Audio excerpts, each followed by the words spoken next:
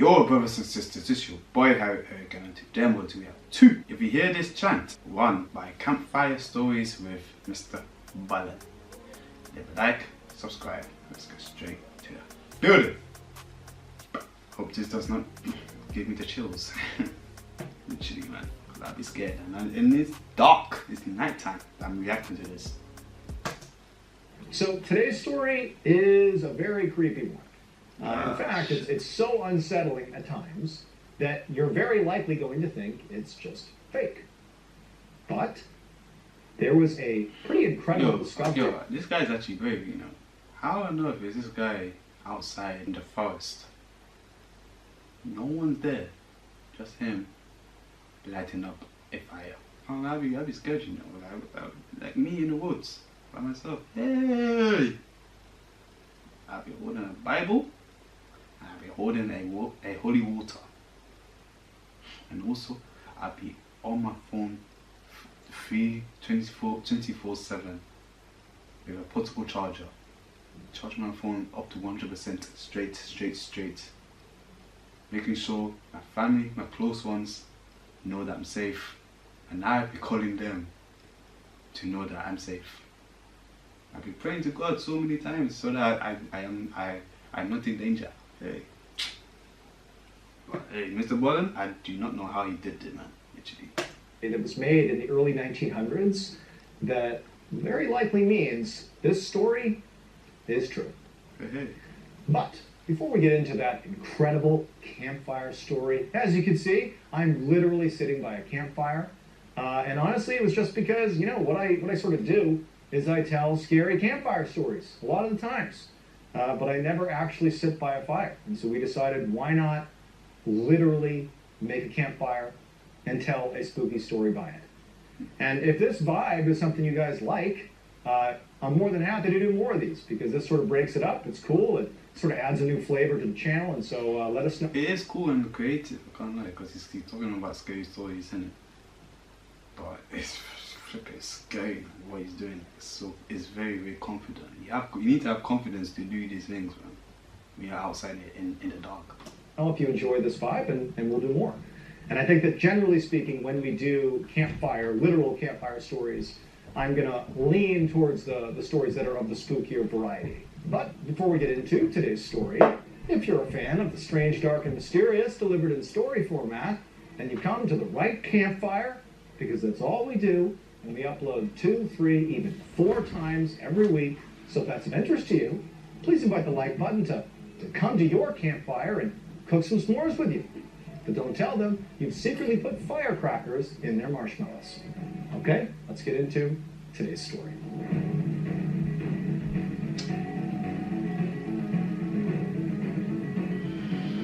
Whew, boy. Death song. Hundreds of years ago, there was this young indigenous warrior who was on his way to the center of his village. And his village was located in this heavily forested rolling hills area of modern-day Richland County, Wisconsin.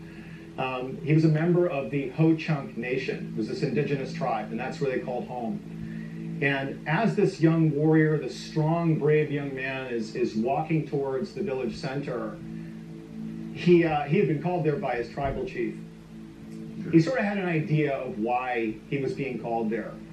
And sure enough, when he got to the village center and he sees his tribal chief, who's standing there with 9 of the other strongest and bravest men of the tribe, this warrior knew, you know, his hunch was correct. So 2 days earlier, 3 teenage boys that were members of this tribe, they had gone out deer hunting in the wilds right outside of their village. Again, this is a heavily forested, beautiful rolling hills area. And these teenagers had not come back. They had just been gone now for 48 hours, and their respective families were worried. And they had been, you know, telling the tribal chief that they really needed to send out a search party for them, but the chief had sort of held off. Their respective families were worried, and they had been hours, and these teenagers had not come back. They had just been gone now for 48 hours, and their respective families were worried, and they had been, you know, telling the tribal chief that that they really needed to send out a search party for them, but the chief had sort of held off, in part because it wasn't entirely uncommon for hunters, even young hunters, to go out for a couple of days at a time. But the family, they had a bad feeling about it. And so finally, the tribal chief relented 2 days in, and he was calling a search party together to go look for these young men. And so the warrior who's walked into the village center here, he was being asked by the tribal chief to lead this search party effort. He was going to be in charge of these 9 other men. And so, the warrior, in truth, he sort of felt like it was overkill to put together this huge search party for these teenagers that in his mind he really did think they were just fine, but he didn't want to undermine the tribal chief, and so he said, of course, I'll go do it. And so the warrior, along with the 9 other strong, brave members of the tribe, they gather up some weapons and some food and water because they didn't know how long the search was going to take. They said goodbye to the members of the village, and then they exited the village in the same direction that basically all the hunters would go when they would go on hunting expeditions. There was like sort of a well-worn path that led out into the wilds of the forest. And so the warrior, who's again leading the search party, he was a skilled hunter himself, and as he's walking along this well-worn trail, he quickly found the tracks of these teenage boys. So they identified the tracks, and right away the warrior's thinking, this is going to be no big deal. We're going to follow these tracks. We're going to find the kids. They probably are out camping somewhere. We'll give them a stern talking to and bring hope to find them. Literally hope they're alive. Them back home, and that'll be that. But as they're following the tracks along the well-worn trail, eventually the tracks, they deviate and they leave the trail and they start kind of veering off into not really uncharted territory, but certainly areas that were not necessarily known for good hunting. This tribe they were prolific hunters, and so they knew this area extremely well, and they really had the designated areas that were the best. And so already they're seeing that these boys, they're doing something different, or they're doing something that's not advantageous for hunting. But either way, they're they were following. probably hunting something else. They weren't hunting for a deer. They found something that was more interesting, which got them in danger. These tracks that are going for miles and miles just into the wild. And also, as they're moving along here, they start to notice that there's no point at which the boys stopped. There's no tracks that indicated they came to a stop and rested, or stood still and tried to kill a deer or something. It was like they were just on a mission, hiking deep into the wilds. And so the warrior's keeping a lot of these insights to himself, and he's just following the tracks. But after hours of this, he was probably thinking, where are they going? Why are they going to a different route? and they still have not found the boys. They eventually found themselves at the top of this ravine, and as they're looking down into it, they realize that they've gone so far, not only away from their village, but so far off, the beaten paths that they were familiar with from all their hunting, that they knew this was an area that they really had never been to before, and they had no idea, what was down in the ravine or what was beyond. I mean, this is sort of uncharted territory for the warrior and the search party. But what they did know is that the tracks of these teenage boys continued down into this ravine, and so down the ravine they went. And then when they got to the bottom of this steep ravine, the trees kind of cleared out a little bit, and right in front of them, where the tracks continued, is this opening to a cave. And it's so dark inside that they really have no sense of how far back it goes or anything. Cave.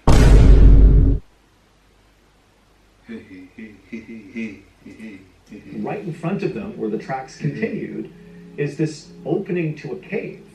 And it's so dark inside that they really have no sense of how far back it goes or anything, but they see the tracks that they're following of the teenagers lead into that cave. But there are no tracks coming back out again. And so, presumably, the teenage boys, for reasons totally unknown, have hiked all the way out here, have gone into that cave, and that's where they are. But again, from the outside, the warrior and the others, they can't see these teenagers. Makes sense. And so naturally, the group, they walk up to the mouth of the cave, and even up close, it's starting to get a little bit dark outside, but there's still some daylight. Even up close, they can't see very far into the cave. It's just very dark. I mean, it's clearly big enough inside that you could walk for a great distance, or a pretty decent distance, but at some point it must sort of bend off and go in a different direction, and they can't see the teenagers inside of there. And so the warrior at this point, has a level of apprehension here, because he doesn't know this cave. He doesn't know this area. He doesn't know what's happened to these teenagers. He doesn't know if they're okay or not in there. He doesn't know if there's a predator or something inside of this cave. And so what he does is he decides, okay, I'm going to send 2 of my men of the search party in there to scout this out, and the rest of us will stay out here and just wait. And so he designates the 2 who say okay, and they go into the cave.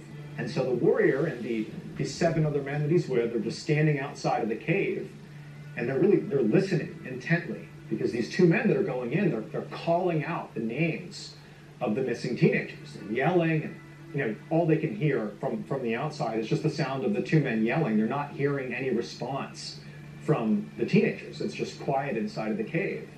And again, from the warrior and the other search party members' perspective, they can only see the 2 men that have gone in for a little while, and then they kind of disappear into the darkness. But they can still kind of hear them. As they're calling out for the boys' names, they're calling and calling. And then around the same time that the warrior and the others he was with lost sight of the 2 men that went in looking for the boys, at the same time that they lost sight of them, they stopped making noise. It's like the cave went completely silent. Mm-hmm. And so for about 5 minutes or so, the warrior and the others, they're just kind of anxiously waiting, what's going on in there? But it's completely silent. 10 minutes goes by. When it's silent, I don't like it. Gets me scared, gets me spooked out. Like, why is no one not saying anything? What's going on? I feel like it's a trap. And then 15, and it is dead silence. There's nothing coming out of the cave. It's just eerily quiet. And so the warrior at this point, he tells the others to stay put, and he just steps a little ways into the cave, just enough that, he was sort of inside the entrance of the cave. And he began calling out the name of the 2 men who went in, and now they're missing as well. He's calling their names out. As he's yelling their names, it's sort of echoing through what appears to be a vast cave system. But there's no response, at least not at first. But there's no response, at least not at first. As he's yelling their names, it's sort of echoing through what appears to be a vast cave, calling out the name of the 2 men who went in, and now they're missing as well. He's calling their names out. As he's yelling their names, I'm missing as well. What the flip? Yo, what in the ninja? Sort of echoing through what appears to be a vast cave system. But there's no response, at least not at first. If there had been no response, it would have told him at least, okay, maybe they're hurt, or they're too far away, I can't hear them. But instead, he did get a sort of response, but he couldn't make any sense of it. He heard what sounded like a wailing sound coming from deep inside of this cave, way, way deep inside, this wail that at first it sounded like one voice, and then it sounded like multiple voices kind of layered on top of each other. And then, with this sudden realization, the warrior understood what he was hearing. It wasn't a cry. He was hearing a chant. And it was a very particular chant, very particular to the Ho-Chunk Nation. It was the chant that warrior feeling goosebumps in my leg. Did before they died. It was literally known as the death song. And it's before they died. It was the chant that warriors did before they died. It was the particular chant, very particular to the Ho-Chunk Nation. It was the chant that warriors did before they died. It was literally. Can't lie, those four men, the two boys that got missing, that they're looking for them, and the 2 men that went inside that cave as well, they're dead. Because he said death song, yeah. They died. Known as the death song. And as soon as the main warrior is hearing the death song being chanted deep inside of this cave, the other men he's with, these 7 others who know exactly what that song is, they all sprung forward and said, what do? We have to go in. There's something wrong. And before the lead warrior could tell them what to do, 6 of the other men just charged into the cave, chasing down their brothers, because they believed they're about to die. They would never be singing that song, chanting that song, if they weren't in real danger. And so the lead warrior and the one other guy that stayed back, they stayed put, just kind of waiting to see what would happen. And they're listening to these 6 others, go running into the cave, and they disappear into the darkness, and they're yelling over and over again for their brothers, and they can still hear that chanting, that death song reverberating off the walls. But then suddenly the cave goes silent again. The chanting stops. All the calling from the 6 men that went in, that stopped too. It's silent again. And it's just the lead warrior still in the mouth of the cave next to the one guy. Now they're scared. And they're just listening for anything, but it's just completely quiet. And then, before the lead warrior or the other guy could do anything, that rhythmic chanting began again, the death song. But now it was clearly far more than just a couple of voices. It was this rhythmic, loud, multiple voices layered on top of each other deep inside of this cave, chanting the death song over and over again. At this point, the lead warrior and the other, he had a decision to make. Deep down, he knew it was his responsibility, his moral responsibility here. It was code to go in there, and if you have to sacrifice... I can't lie. Sacrifice yourself to get these... I can't lie. When you don't hear no one in that cave, you just have to escape. You have to leave. I'd be so real. We don't hear no one shouting, screaming inside that cave, and it's just silent, and you just keep on hearing that death song. Boy, gotta leave. Gotta go home. I'm going home. I'm not going inside that cave. That's a death trap. This is actually creeping me out, flipping out. Guys out of there. But he also thought, logically, something bad is happening inside of this cave, and if me and the other go in there right now, we're not coming out again, and no one's going to know what happened. There will be no saving. Everyone's just going to perish. Facts. And so even though it sort of went against every fiber in his body, the lead warrior, as this death song is reverberating off the walls, he and the other, they turned and they ran miles and miles all the way back. Good. Turned Good. And they ran. Good. Run. Just run. Just run away. Miles and miles all the way back to their village. And by the time they got there, it was dark out, and they, breathlessly told the tribal chief what had happened.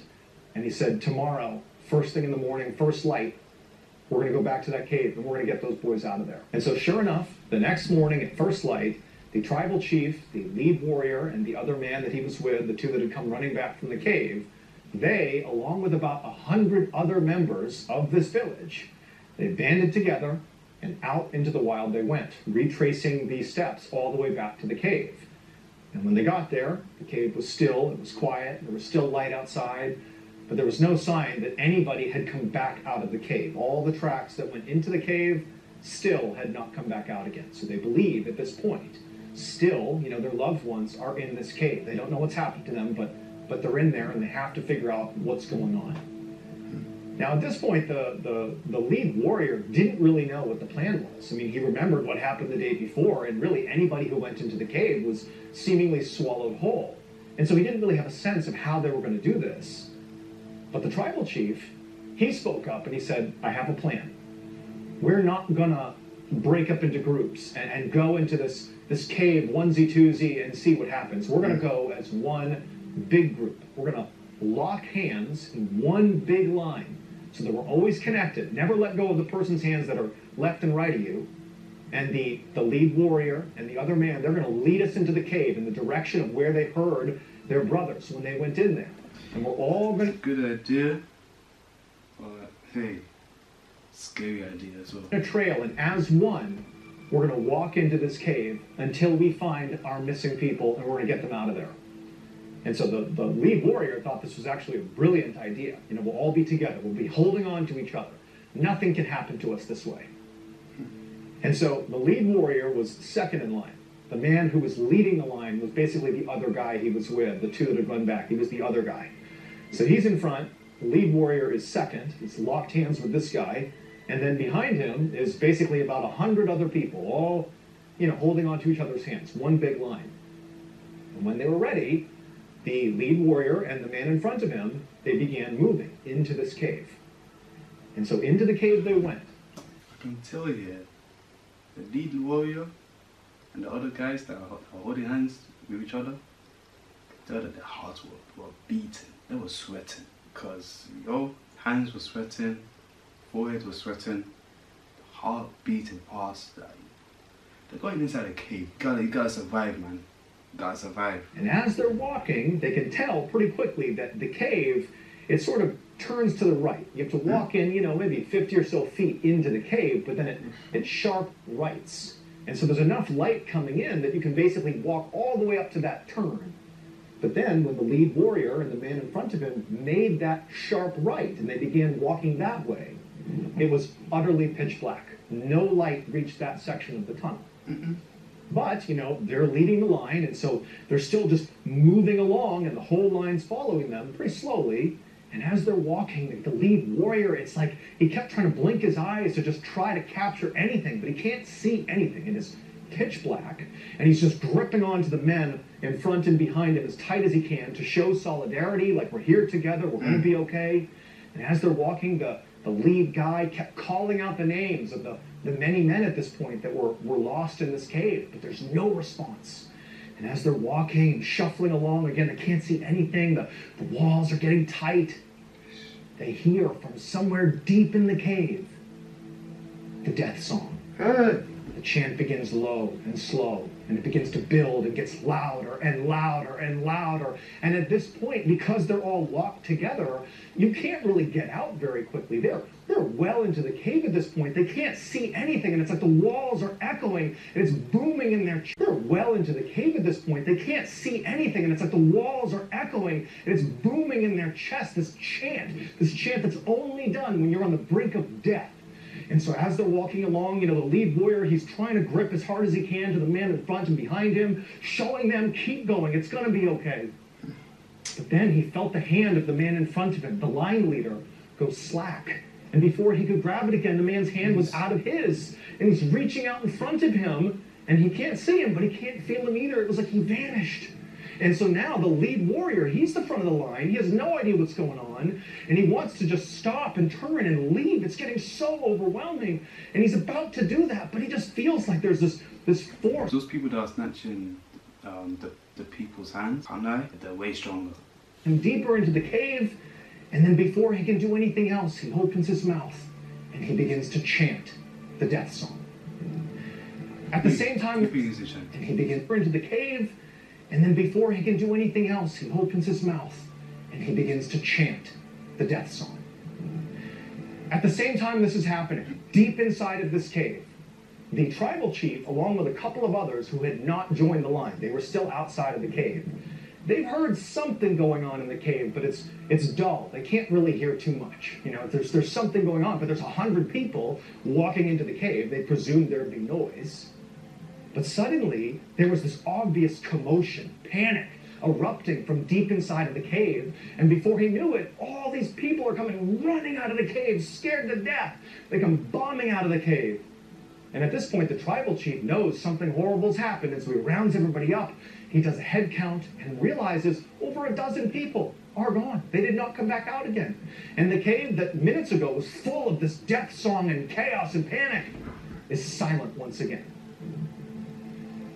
At this point, the tribal chief sort of designated that it must be the case that there's something evil inside of this cave. Definitely. There's an evil spirit. There's something in this cave that is taking our people and they're vanishing. They're being swallowed whole by this cave. It's evil. Exactly.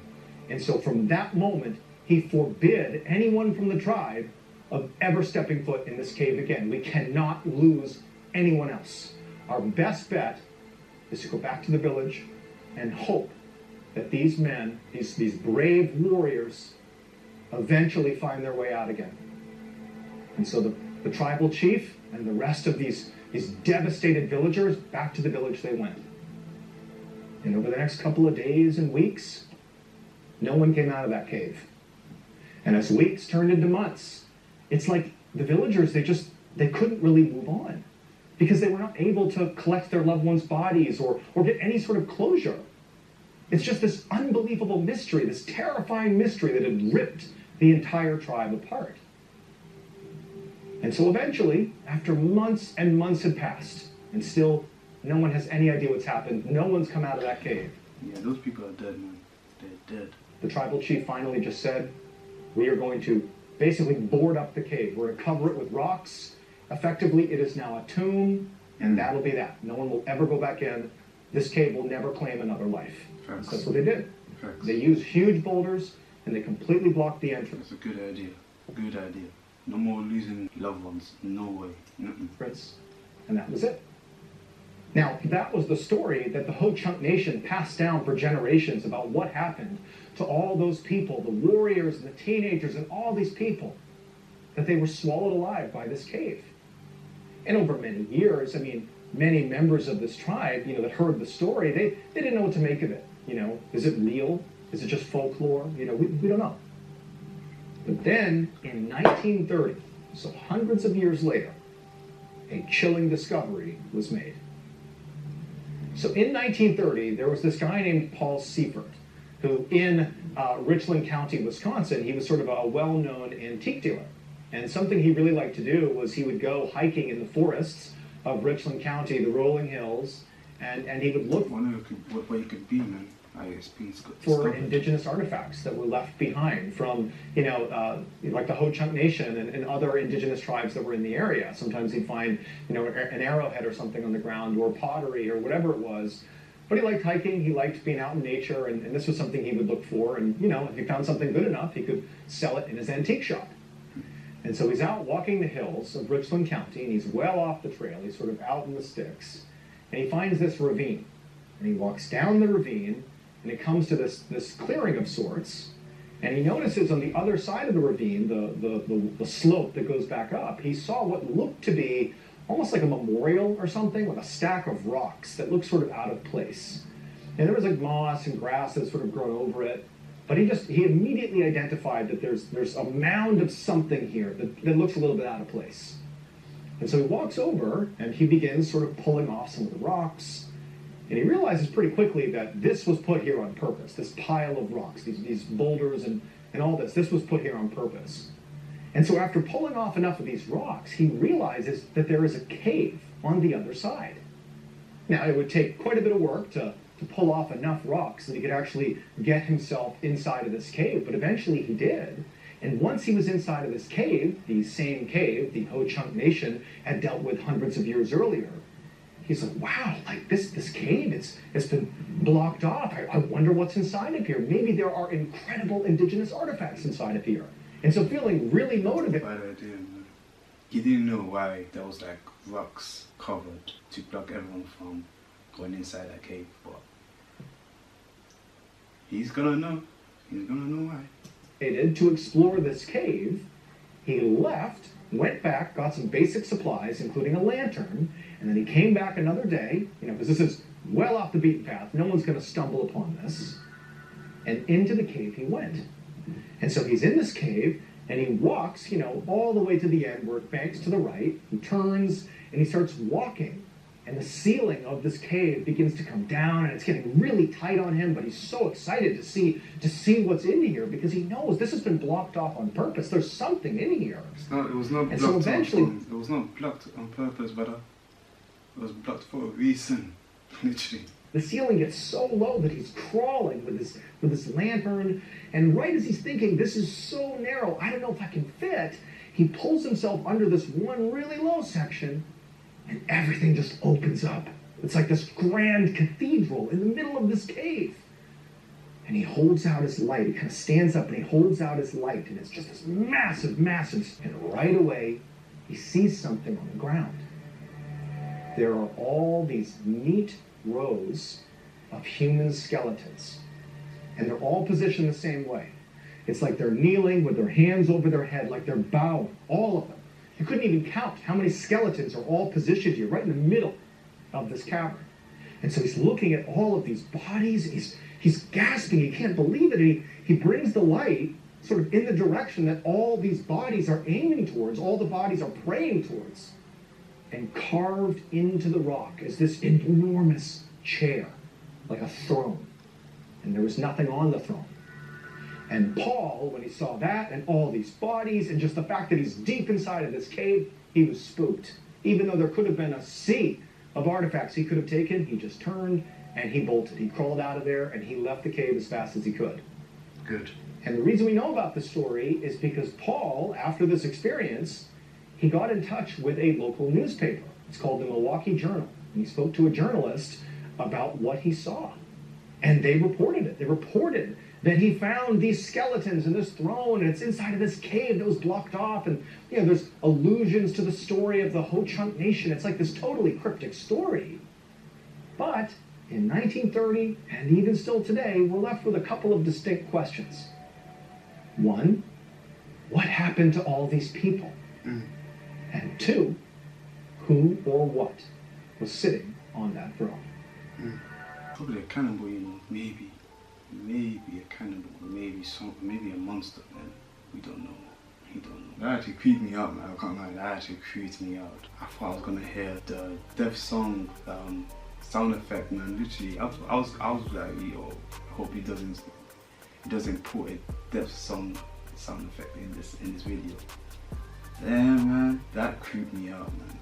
Literally, it's still creeping me out.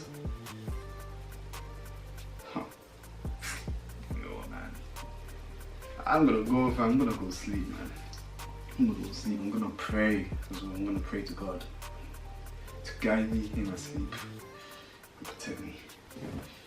Hope you guys enjoyed. Hope you guys are not scared. I hope you guys, your lights are on. Literally, hope your lights are switched on. Do not watch any scary stories in the night.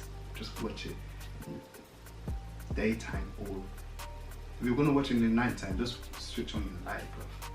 Literally switch on your light. I'm telling you now, please, I'm begging you, please.